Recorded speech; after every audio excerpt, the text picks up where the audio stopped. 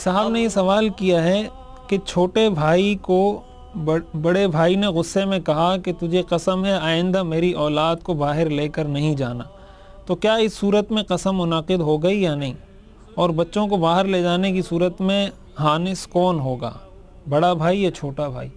تو اس نے چونکہ یہ الفاظ کہیں کہ تمہیں قسم ہے کہ تم میرے بچوں کو باہر نہیں لے کر جانا، تو اس نے خود قسم نہیں کھائی ہے بلکہ دوسرے کو قسم دی ہے۔ تو ظاہر ہے کہ آپ دوسرے کو تو قسم نہیں دے سکتے، ایسا نہیں ہو سکتا کہ آپ قسم کھائیں اور حانث وہ ہو جائے، اور خود بھی اس نے قسم نہیں کھائی کہ میں قسم کھاتا ہوں، لہٰذا ایسی صورت میں یہ حانث کوئی بھی نہیں ہوگا، قسم کا کفارہ کسی کو بھی ادا نہیں کرنا پڑے گا۔ لیکن اس طرح کی باتیں کرنے سے احتراز کرنا چاہیے، قسم کے الفاظ اپنی عام گفتگو میں استعمال کرنا یہ شریعت کی نظر میں پسندیدہ نہیں ہے۔ بہرحال اس مسئلے میں نہ چھوٹا بھائی حانث ہوگا نہ بڑا بھائی، اور کسی پر بھی ایسا نہیں ہے کہ اس کو قسم توڑنے کا کفارہ ادا کرنا پڑے، اس لیے کہ یہ قسم منعقد ہی نہیں ہوئی ہے۔